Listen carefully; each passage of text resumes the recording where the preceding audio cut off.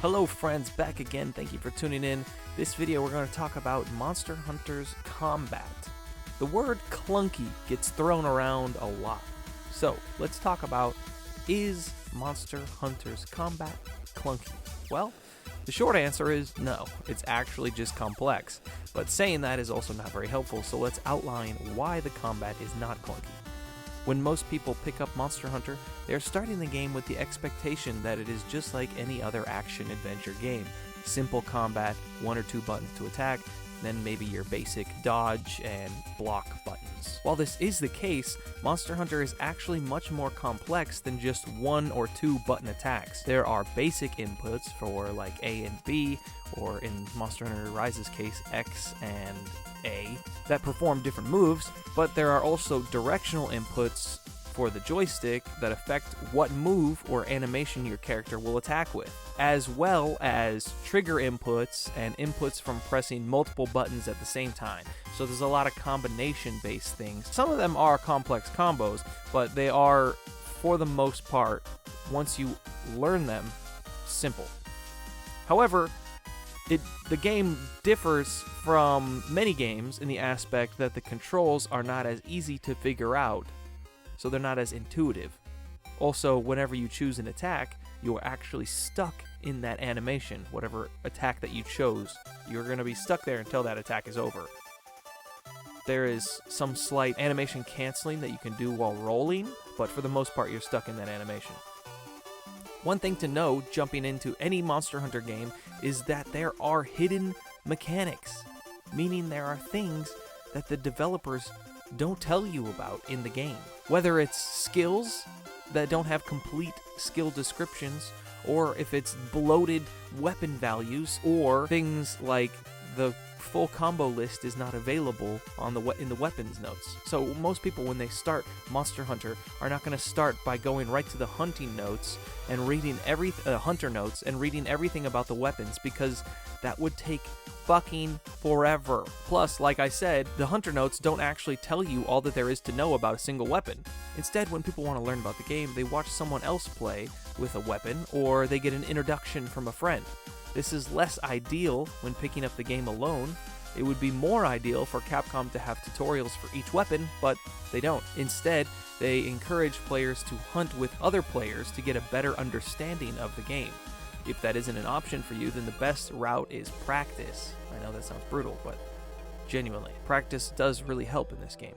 Also, the reason they don't have tutorials, or why I believe they don't have tutorials, is because there is already so much to learn when you jump into this game for the first time, that if you had to sit through hours, and I probably mean hours, of tutorials, then most people wouldn't even bother learning. Not having a tutorial is odd, but it actually gives the player more freedom to learn by trial and error. Also, it's not necessary to learn everything about a weapon unless you're kind of invested for the long run. This sounds like a cardinal sin to many Monster Hunter players, but you don't need to know every combo that weapon has to offer to defeat a monster. You can still defeat a monster without knowing how to tackle with the greatsword. But when you eventually use the greatsword more, then you'll learn where and why to tackle. I've said all of this to say, the game feels clunky to many new players because they don't take the time to understand the weapons they have chosen.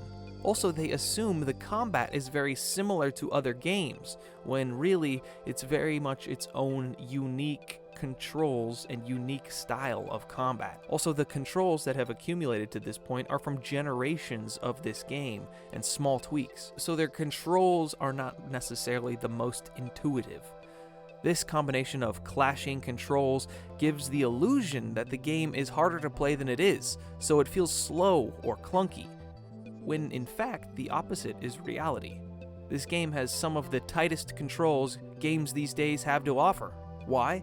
Because not only does each weapon have a plethora of moves available to it, but they also provide unique options, from things like reach, countering, positioning, or even guard points. The key to the combat is knowing when you're able to use each move, as you may not have time before getting hit to execute the move you've inputted. While all this sounds very basic still, actually understanding in the moment what moves are viable is a difficult task that can only come with muscle memory and a lot of practice.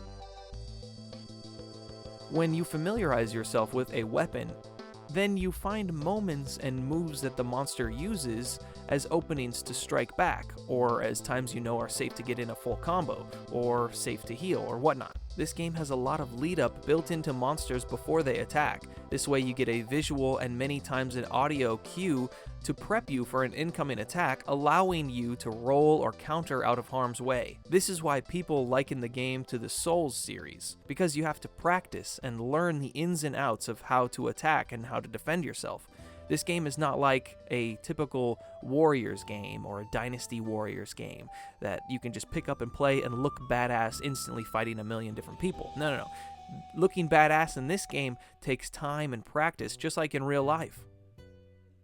Yeah, I know that sounds like it sucks, but it's very rewarding. This is because the game is centered around you learning and improving as the game progresses, as opposed to most games that have an experience system that you gain stats the more you level up, therefore allowing you to continue using the same methods that worked near the beginning of the game with some added combos to keep the gameplay more interesting. With Monster Hunter, you essentially have your full arsenal of moves at the beginning of the game. You learn from using the weapons more and growing as a person instead of your in-game character growing.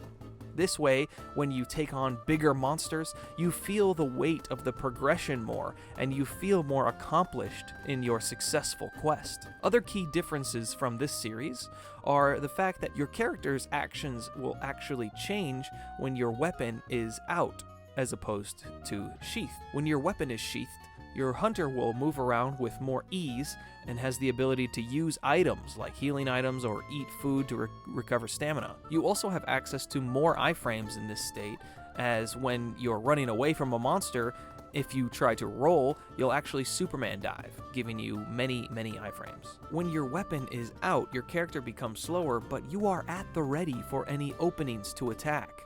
You can also use roll to evade. You have access to less iframes with rolls than with a Superman dive. That is worth noting. Let's talk about where I think the controls actually are clunky. Let's specifically hone in on 4 weapons: the bow, the light bowgun, the heavy bowgun, and the insect glaive. All of these weapons use an aiming feature which utilize the left trigger. The left trigger for every other weapon is the new wire bug actions. This is a conflict for the 4 weapons that aim, so they moved the wire bug actions to the right bumper. Swapping between weapons can become confusing at times because of this, which can take away some of the enjoyment. But you'll eventually get adjusted with time, so it's not necessarily a deal breaker. However, another thing that I think is a little clunky in this game is the actual execution of using items. I think a lot of people are confused when dealing with items in this game because the items are not handled the same as in many other games. It's odd taking items in this game because you have to put your weapon away before being able to use anything. This is just a part of the combat. They have made it easier in the newer games because you can actually move while healing or using other items, but the item wheel doesn't help the item scenario either. There is an item wheel at the bottom right part of the screen which you can scroll through, and whatever item is centered is the item that you're prepped to use. Pressing the sheath button, or Y, will use the item. This type of item scrolling feature is pretty odd and not really used in many other games. This has a barrier of entry of its own, but it has been remedied slightly with the introduction of the radial menu in the newer games. You can assign different items to a direction on the right joystick, and then it is easier to use them if you're familiar with it. I put a poll on YouTube asking, why do so many people think the combat in Monster Hunter is clunky? 15% of the people say they don't understand the combat as a whole, 20% of the people said they don't take the time to learn a weapon, and 63% of the people said that they are too used to other games' combat. What this tells me is that when many people jump into Monster Hunter, they're trying to use controls from other games and liken them to this game. While that is typically the case for a lot of video games that you would do, doing that in Monster Hunter is actually much of a disservice to yourself. You must unlearn what you have learned in previous video games if you wish to play Monster Hunter. This is because Monster Hunter's controls are not the most intuitive, and learning a weapon takes a lot of time because, like I said, they don't tell you all of the combos available to you for each weapon. So not only is there a large barrier of entry as far as picking up a weapon and choosing a weapon in this game, but many people come into the series trying to use knowledge or combat experience that they have accumulated in other games and liken it to this game. And that just doesn't work with Monster Hunter. It's a very specific game, and it's not a button mashing game. So basically, don't button mash. Learn how to evade cancel out of animations, and more importantly, go at this game with a fresh mind and learn the controls from the ground up. Alright friends, thank you so much for watching. Let me know what your thoughts are in the comments section, and we'll have a little bit of a discussion there. Yeah, sounds good. Alright, have yourselves a damn good one. Take care.